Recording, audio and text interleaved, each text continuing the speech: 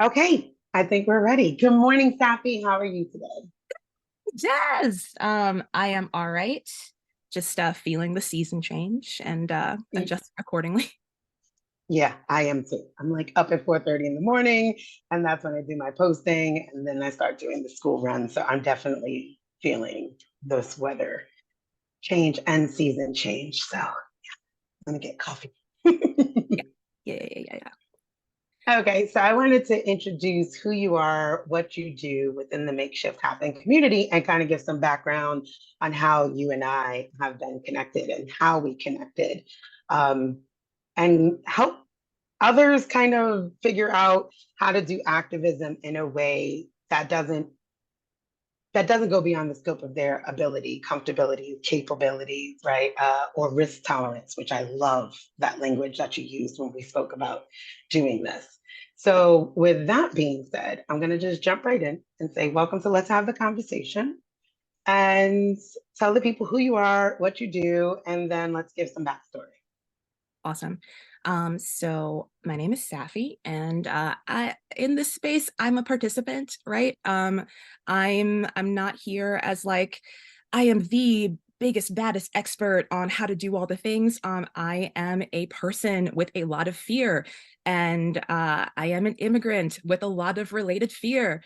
And that really stifled my sense of how do I get involved in anything in the realm of politics, anything in the realm of activism, anything in the realm of civic engagement, wherein I don't have a lot of rights, but have a lot of like risk and a sense of risk. And so I've had just a personal journey of figuring some of that out and reaching out to established groups that's third parties, that's mutual aid groups, that's folks organizing phone banks and text banks, and that's like a list of grassroots organizations that were instrumental in the 2020 election cycle, and just being on calls online, sometimes in person, but for me, largely online.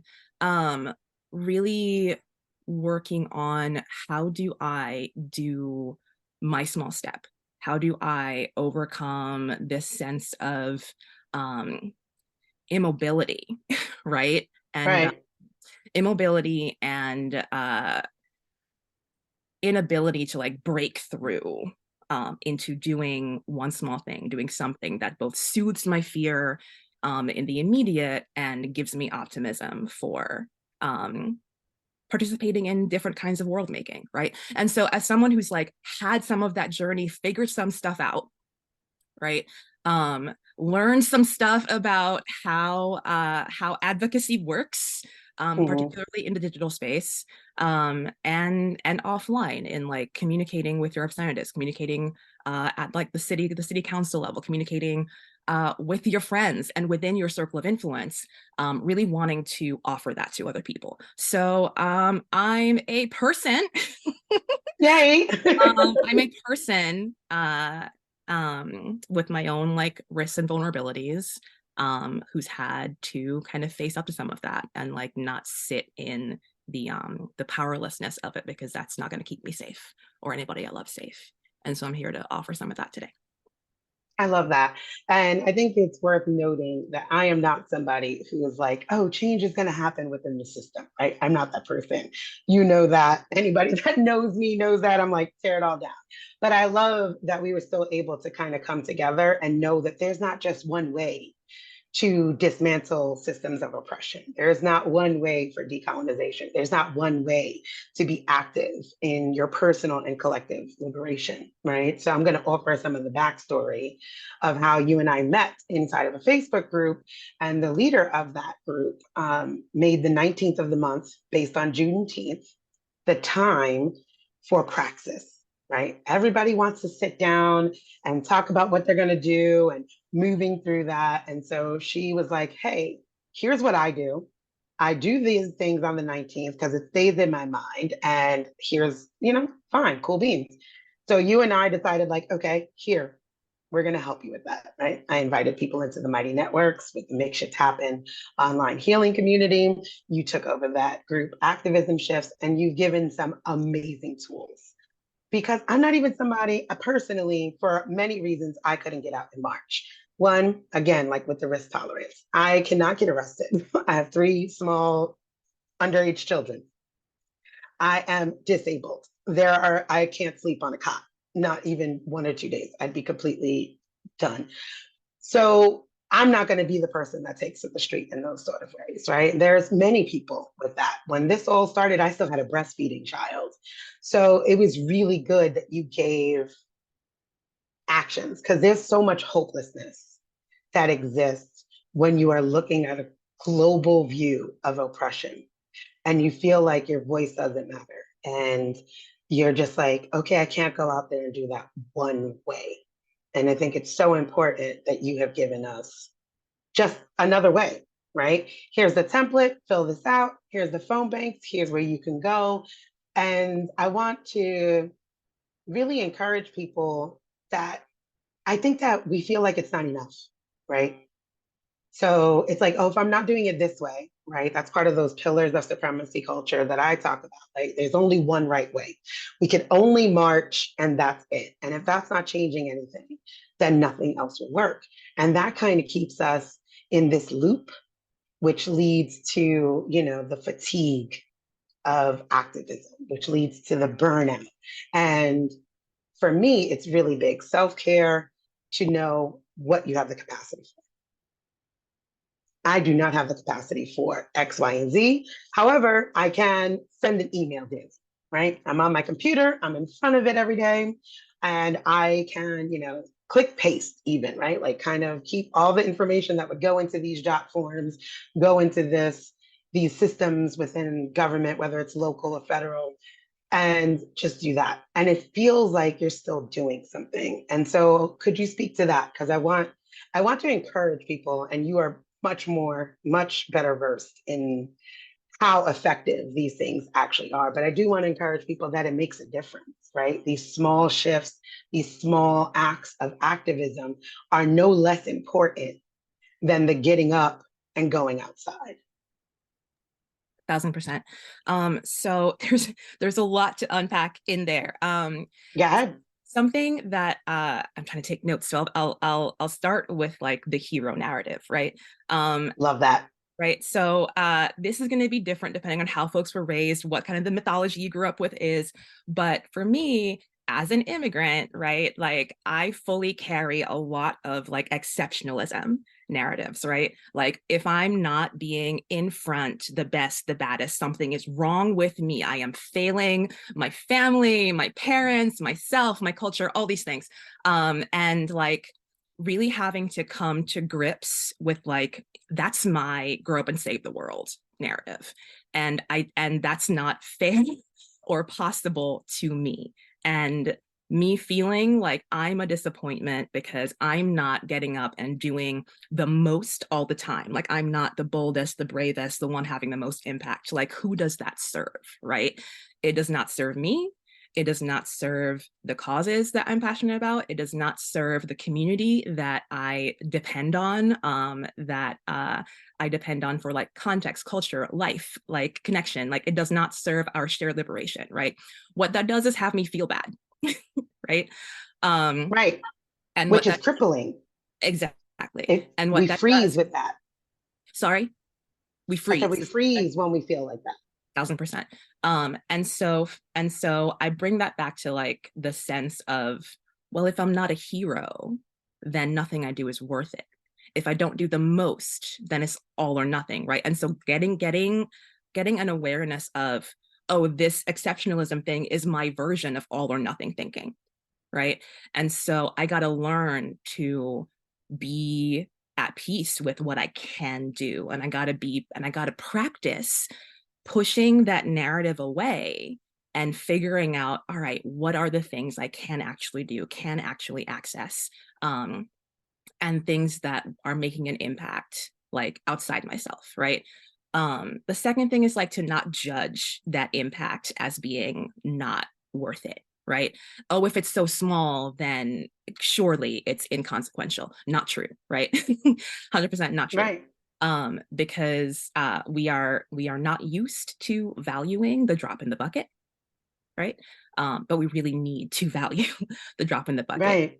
The more people that do that, the more it adds up. And intellectually, you might know this, but you might still be second guessing yourself and in that space of judgment around surely one email doesn't matter.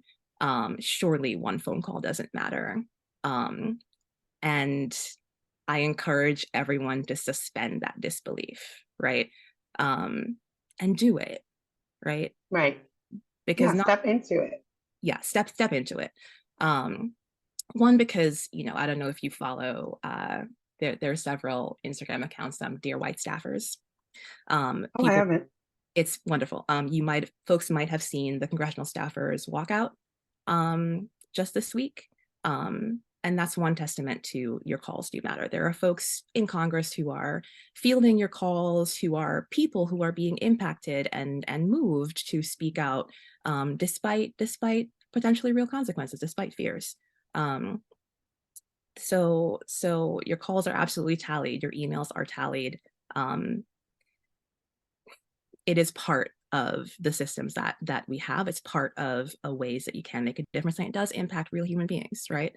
And if you think about real human beings hearing your voice, hearing your words, that can help soften some of the disillusion around systems, right? If you're feeling like I'm not being heard in our current Right. political system, right? Like try to focus on, you're still communicating with people, right? You're Right. people.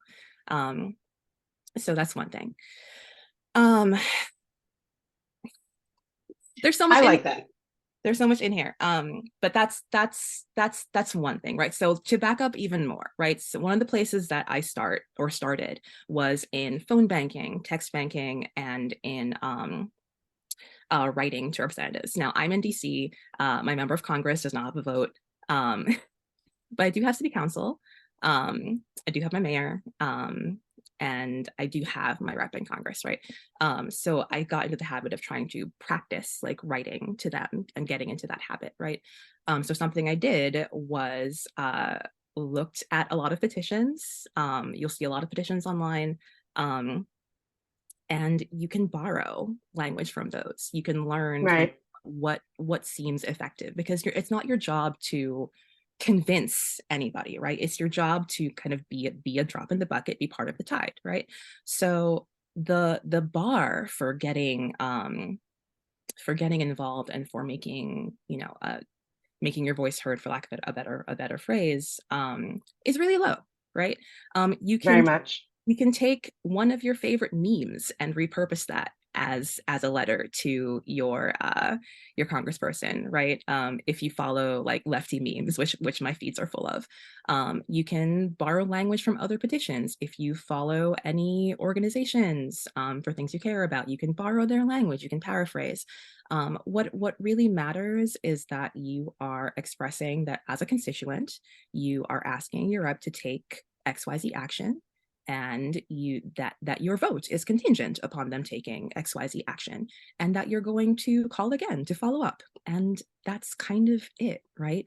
You don't need to Yeah. be a subject area expert. You don't have to have all the answers. You don't have to have the best take, right? Um, this is also part of starting small, right? Part of starting small, and this connects to those pillars of white supremacy does, of like, you don't have to go for perfection, right? No, it No, doesn't have to be perfect, which is a huge barrier for many people yeah, because they can't speak a certain way, they can't write a certain way, they can't do things in this most perfect way. And I really like the drop in the bucket analogy. Carry on. yeah. And so in activism shifts, I have a bunch of examples. I've tried to show people, here is the source material, like here's the petition page, here's the email I got from an organization I follow or volunteer with, here's what I got, here's what I did. So you can see kind of what I'm seeing, just like in my feed, in my inbox, and what I pull from in order to craft my own messages, right? No one's asking, or I'm not asking. Let me not speak for universality. I'm not saying like you have to have the most original argument, right? Right. It's not about a take. I'll say it again. It's not about having a take. It's not about having all the solutions. It's making concrete asks and making yourself heard as a constituent. And that does matter. Like that's a key part, right? It's tied to the system. It's tied to your vote. And people do pay attention to that. Um, Importantly, if you're not sure what concrete requests to uplift, right, that's where you pay attention to the voices of the folks most impacted, right? Um, Finding those voices, right, which oftentimes doesn't take looking too hard, right? Um, Right. if you're seeing this document here, you can go literally Google it, right? Google it, Right. I love that. right? Google, Literally, Google it. and I have a list there of like progressive grassroots organizations near me. You can take like the X community name near me, X community rights organization near me. And you can, and oftentimes they're going to have like mission statements, demands, like things that are in their platform that are going to tell you like, hey, we talked to our community and here's what we decided we needed. And we need other folks to uplift that. So it's not even like you're having to, if you're not part of an impacted community, it's not like you're even having to um, come up with those demands yourself, right? It's Right. having the humility, having the deference, having the trust that people know what they need and that people have been in this fight before you and are asking you to amplify. And that like you don't have to, like it's not on you to be the expert here, right? And so Right. this is also a great place to practice, right? Not prescribing solutions for other people, right? It's so simple. Yeah, It's so simple, right? If like we kind of centered, if we were, so with me, with my work, I'm like, meet your own needs, meet your needs. If you're meeting your needs, you can you can do more for the collective, right? Because if your voice is being heard, if you're doing the work, if you're centering yourself in all the things that you do, like, okay, I got to take care of me, you want that for other people. That's that ripple effect, right? We always think, think globally, act locally, and that local really starts with you first. Right. You can't want to take care of your neighbor and you're hungry. So we're kind of taking care of yourself. And I love this document that you created, right? Because it was one of them, which was going to be attached to my Substack. So the links will be there for the activism group, the community as well. So you can see this amazing document pouring from an empty cup, right? Like you can't do this. Watching the news, looking at everything that's going on locally, globally is draining. And this system is set up for us to feel completely hopeless. Like nothing matters. What we have to say doesn't matter. And if that's being replicated then in your job, and let's say in your home, this becomes a truth, right? And when you kind of do this work and then you kind of step into it, and it's like, you know what? I'm going to send that little email. I've never done this before, right? Because there's another part here where you talk about you're not the only newbie. I had never done it ever until I met you. Like I didn't like I'm like I don't know how to do any of it, right? And you made it so simple, right? Because you post it, here you go, here's the link, here's the script, here's what you need to say, add your name, add your district, and call it a day. And I was like, okay, done. I could do this in the morning with coffee. So I really do enjoy that. And I wanted you to speak to the risk tolerance, right? That was something really important when you said that to me. I really was like, this resonates. I kind of touched on it briefly, but I would like for you to go more in depth. sure. I'm gonna wind my way there. So a Got couple you. things. With fear, with fear, Yes. with disillusion, with hopelessness, with the feeling lost and like you don't know what to do, right? Um, None of that serves anybody, right? And you can honor those feelings and understand that like these need moving through and maybe I need to give these feelings less space, right? um Right. and I can give these feelings less space by reminding myself, oh, I'm not the first one to have gone through this. Other people have made inroads for me. I'm not having to imagine solutions from scratch. I just got to look for people who are already in the trenches, so to speak, right? And so I want to lift up this website. It's called mobilize.us. Okay. um, I'm going to add that to this document. Mobilize.us is like literally a lifesaver. You plug in your zip code and it will give you just a million different volunteer actions with all different levels of risk tolerance. There's in person, there's online, there's trainings, and a lot of organizations will just post opportunities there, and you can use that as your home base, like as you're getting started, right? And again, this is I this is like that. this is for folks who are like, you know, maybe beginning the journey, maybe beginner intermediate, if that makes sense for you. Maybe like Hmm. turning to this stuff after being really frustrated with it, like whatever it is, right?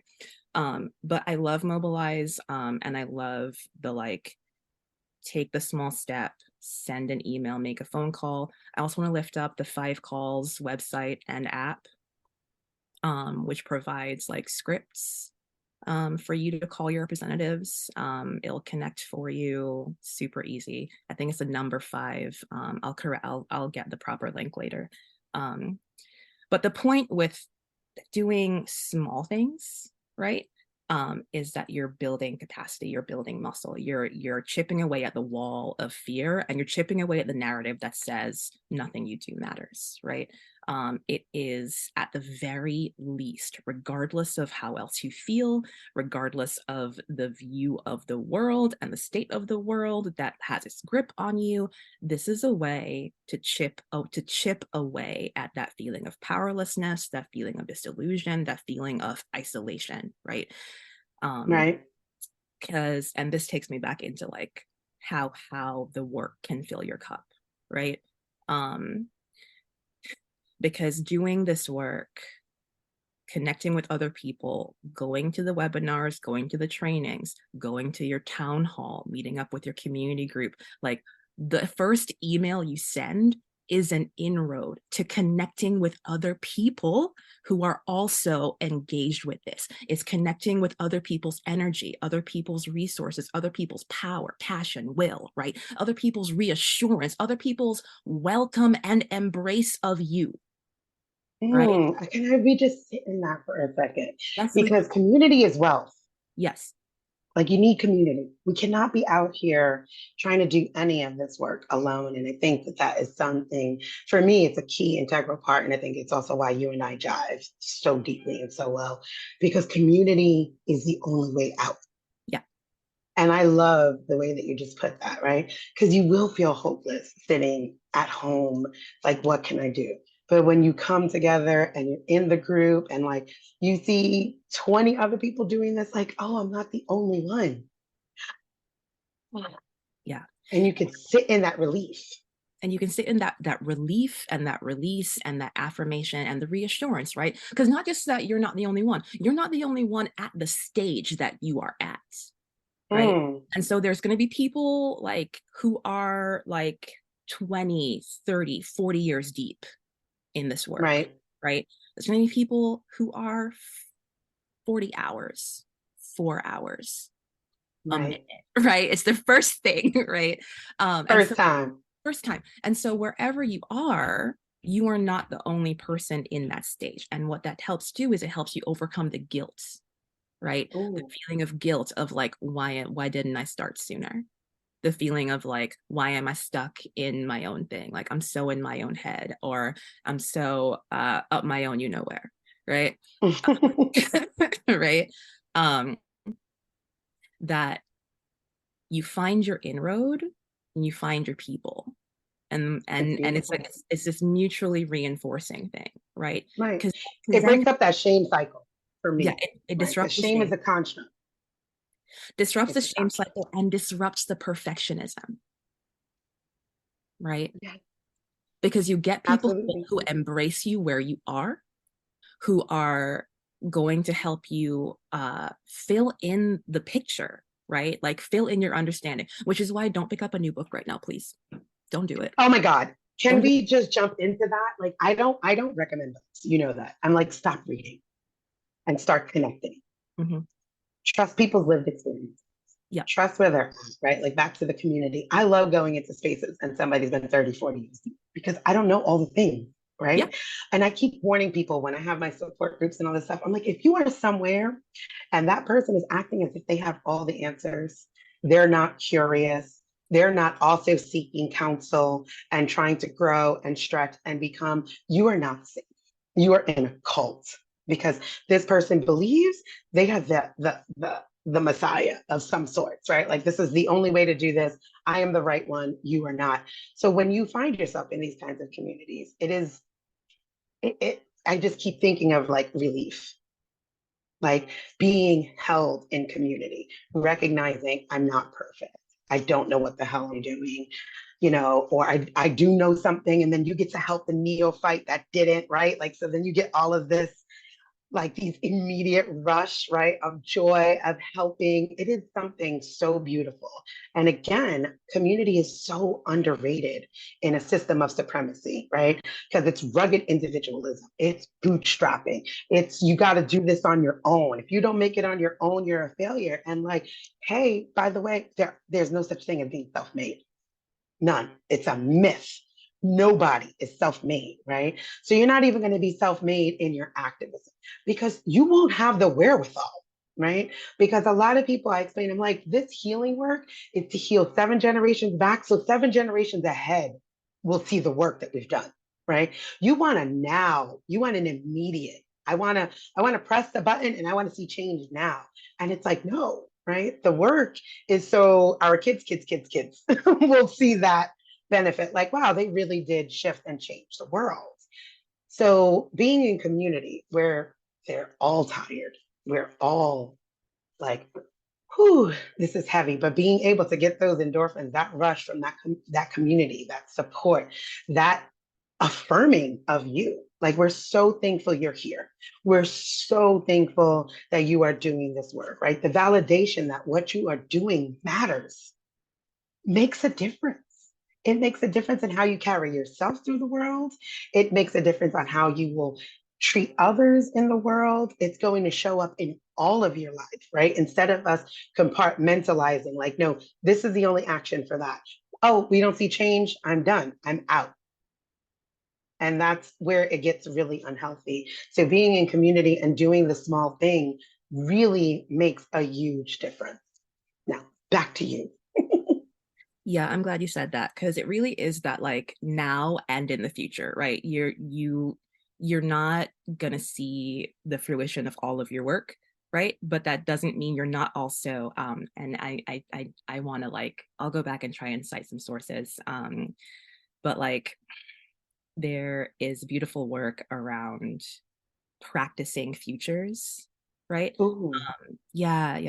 yummy. Yeah, if anyone like it's emergent strategy, Adrienne Marie Brown, and like anything in like the emergent strategy network, there's literally a book coming out called Practicing New Worlds. I'll try and find it. I haven't read it yet.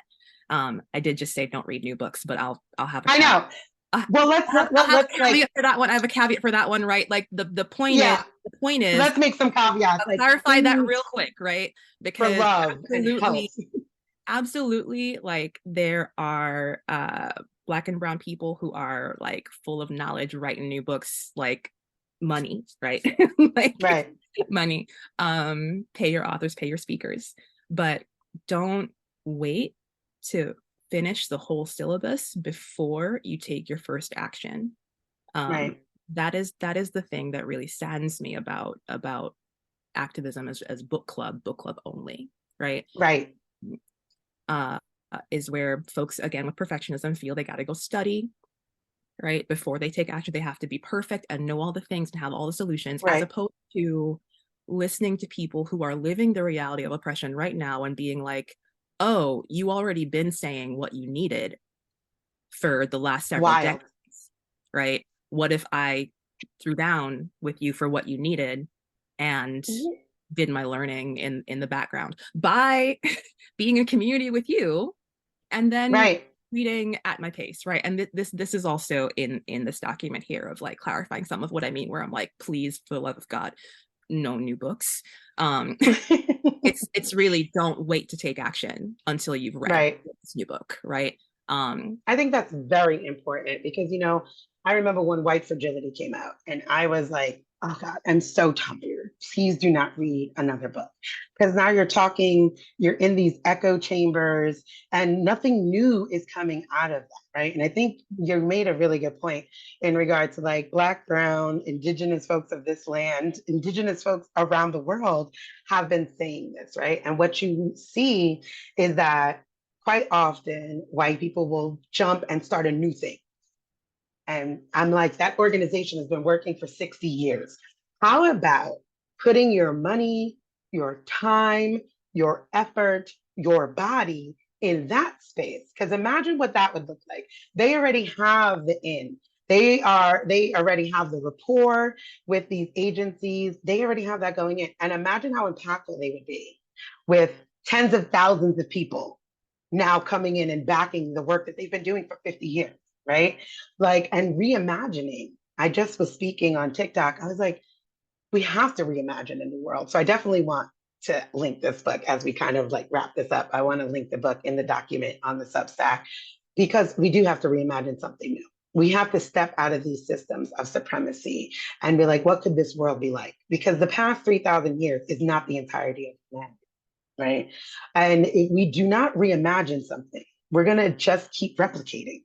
That's that's it. That's like you have to become imaginative. You have to step out or go within, right? Go within before you step out. And like if you do grab a book, like Sappy's saying, do not like, okay, I gotta read this, I have to perfect it, I have to do all the things. There's no checklist to liberation. I'm gonna say that again. There is no checklist to liberation, right? You have to do the inner work. You have to begin within self and you have to turn around and burst wide open, break through the constructs, break through all of those things. And landing in community is what will support that work. So, those are my little final thoughts in regard to how you've made it so easy for us to be active in some sort of way to dismantling the system. And I will go back to you. Super cool. Something that I do want to lift up before we wrap is, and like I feel like we're gonna do like 10 of these. Like, Absolutely. there's Oh, so this is not, there's so much there to. was no way to cover it in No, one. it's just the first one. But like I want to lift up that like people's sense of time is kind of messed up with like Mm, how long people think they have to like study is reflected in how long people think they have to go inward before they come outward, right? right. How long they feel they might have to be in the inner work and everything. And it's all continuous, right? Like the cycle of I'm going to go into myself and reach out and take an action, and into myself and make a phone call, and into myself and join a community group or visit my mutual aid hub, things like that. Like that's a short cycle. Right. That's the Very difference of sure. like a day, a couple hours, right? Yeah.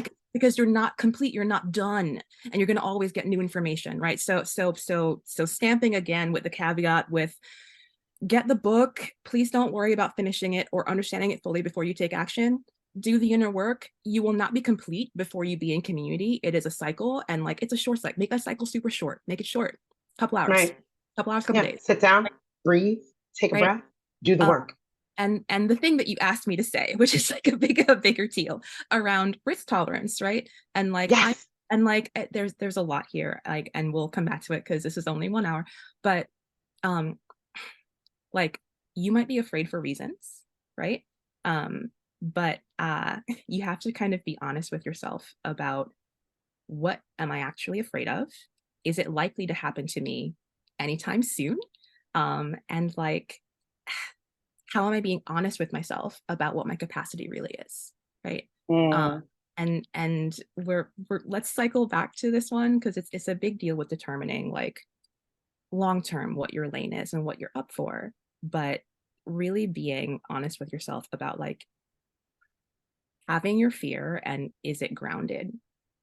What evidence do you have to support that reality, right? And right. I mean that for you. Yes, people are being bodily abused, arrested, losing jobs, losing rights, right? But for you, is that real for you? Is that real for the entry points that you're going to have to this work, right? And like take a second and hold the fear and ask like, where is it coming from? Right? Is it happening to you? Is it happening to you now? Right? And you might be surprised at the answer. Because if you're safe, you can make a phone call. You can support the people who are less safe than you. You can take the avenue Mhm. of like of advocating, of calling, of doing jail support, of providing funds, of all these things that you can do from your position of safety, right? From your position of being able to wonder, oh, am I like, how am I feeling right now? Right? The urgency is not there for you, right? Right. Um, so you got to bring the authenticity instead, and like have some authentic conversations with yourself about what you can actually tolerate and take small steps. I love that. And I think that's the perfect place to end. And I agree. I think we should figure out more of these to keep people motivated in their activism. And with that, thank you for being here on Let's Have the Conversation. We will come back. I hope people go to the Substack. This article and podcast will be up and available. And the document from Safi will be available so you can see how to take small steps in your activism. And her group is in the Makeshift Happen online healing community. And we hope to see you all there doing the work and being supported.